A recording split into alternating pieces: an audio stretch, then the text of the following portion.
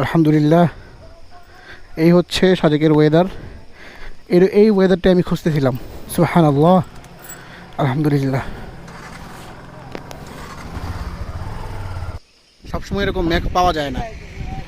কিছুক্ষণ আগেও এই জায়গাটা একদম পরিষ্কার ছিল, আর মুহূর্তের মধ্যে একদম সব অন্ধকার।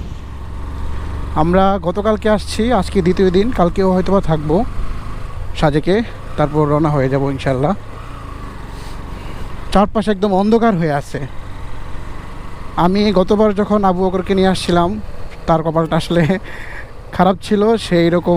এইরকম কি সে 2 দিন ছিল মেঘ দেখার জন্য, বাট 2 দিনের একদিনও সেই মেঘ দেখতে পারে নাই।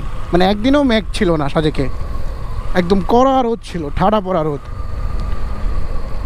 তো যাই হোক, আমি যখন প্রথমবার আসছিলাম তখনও অনেক মেঘ পাইছি, আর এইবারও পাইলাম। আর সবচেয়ে মজার ব্যাপার হচ্ছে এবার ট্যুরিস্টও অনেক কম সাজেকে, অনেক কম ট্যুরিস্ট। এখন আবার বৃষ্টি শুরু হয়েছে। যাই হোক, হোটেলে চলে যাই। একটু বের হয়েছিলাম। আর সাজেকে বাইক নিয়ে আসলে সবচেয়ে মজার ব্যাপারটা হচ্ছে এটাই, যদি চাঁদের গাড়ি দিয়ে আসেন আপনি, চাঁদের গাড়ি এক জায়গায় থাকবে। আপনার হোটেল থেকে আপনি চাইলেই সব জায়গায় মুভ করতে পারবেন না। মানে সাজেকের শুরু থেকে শেষ পর্যন্ত জায়গাটা পুরোটাই মানে অসাধারণ, জোস। আর আমরা এই মসজিদের পাশেই হোটেল নিছি যেন নামাজ পড়তে সুবিধা হয়। একটু মসজিদটাও দেখায় দেই। মসজিদ তো যারা আসছেন সবাই তো দেখছেনই, চিনেন জানেন, তাও একটু দেখাই মসজিদের পরিবেশটা। এখন আমরা হোটেলটা নিচ্ছি একদম মসজিদের পাশেই। মসজিদ থেকে হেঁটে মাত্র 1 মিনিট সময় লাগে। আর এই হচ্ছে চারপাশে মেঘাচ্ছন্ন পরিবেশ। এই হচ্ছে উপর থেকে সাজেকের পরিবেশ। সুবহানাল্লাহ। আজকে হচ্ছে আমাদের সাজেকের 3য় দিন। তো রুম চেক আউট করে বের হয়ে যাচ্ছি। 10টা বাজতে আর 5 মিনিট আছে। যে টোকেন নিতে হবে, এখন টোকেন নিয়ে সিরিয়ালে দাঁড়াবো।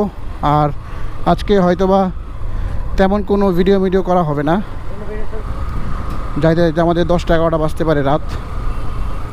তো এই জন্য আর কি রাস্তায় বেশি সময় নষ্ট করব না।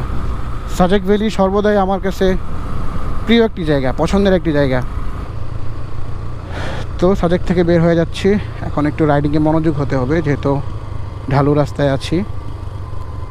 তারপর ইনশাল্লাহ রাস্তায় হয়তো একটু কথা হবে।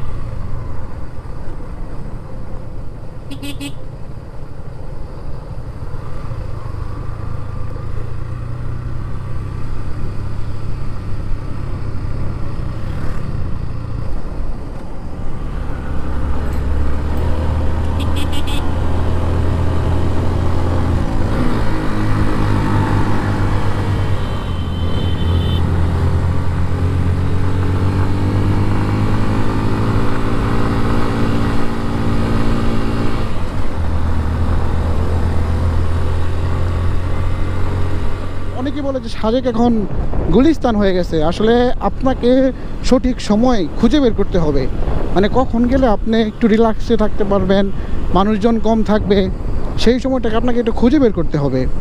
যদি আপনি এরকমই যে শুক্রবারে আসেন, এই যে দেখেন গাড়ি, চাঁদের গাড়ি। আমি আসলে ভিডিওটা অনেক পরে অন করছি, আমার ব্যাটারিতে চার্জ ছিল না।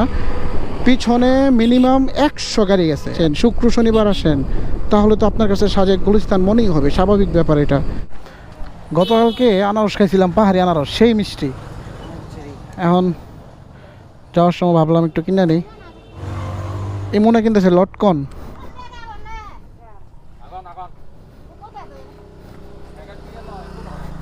আমরা বারোয়ার হাটের খুবই কাছাকাছি আছি। আর এটা হচ্ছে রাবার বাগান।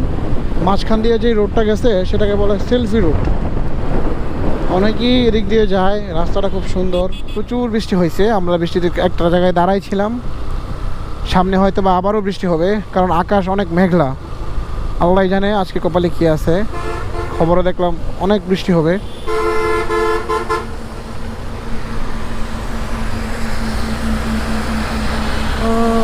এই দেখো করে কি আবহাওয়াটা জাস্ট অস্থির, জাস্ট দেখেন আকাশগুলো একদম পুরা মেঘলা। আর এই হচ্ছে সজীব ফরাজি, পুরা ধুরে টানতেছে স্ট্রাইকার নিয়ে, মাশাল্লাহ। সে একদম বান্দরবন যা আছে সাজেক মাজেক সব কাঁপায় চলে আসছে। এখন বাকি কিছু পথ আছে, আল্লাহ আল্লাহ করে যেন সহি সালামতের বাড়িতে পৌঁছতে পারে সেই আশাবাদী আমরা এখন মিয়ামিতে খাওয়া দাওয়া করে এখন আবার রওনা হয়ে গেলাম। এখন আছি ঢাকা চিটাগাং হাইওয়ে। আর এই হচ্ছে ঢাকা চিটাগাং হাইওয়ের রাতের পরিবেশ। আসলে এই হাইওয়েটাতে রাইড করে আমি মানে অনেক মজা পাই। বাংলাদেশের যত হাইওয়েতে রাইড করছি তার মধ্যে সবচেয়ে পছন্দের হাইওয়ে হচ্ছে আমার এই ঢাকা চিটাগাং হাইওয়ে। আপনাদের সকলের থেকে বিদায় নিচ্ছি আজকের মতো এবং এই সফর থেকে, এবং হয়তোবা আর বাসায় যাওয়ার কথা হবে না। বেঁচে থাকলে হয়তোবা আবার অন্য কোথাও ঘুরতে যাব, সফরে যাব, আপনাদের সাথে দেখা হবে, ভিডিও করব ইনশাল্লাহ। সে পর্যন্ত আপনারা সকলে ভালো থাকুন, সুস্থ থাকুন। আল্লাহ হাফেজ।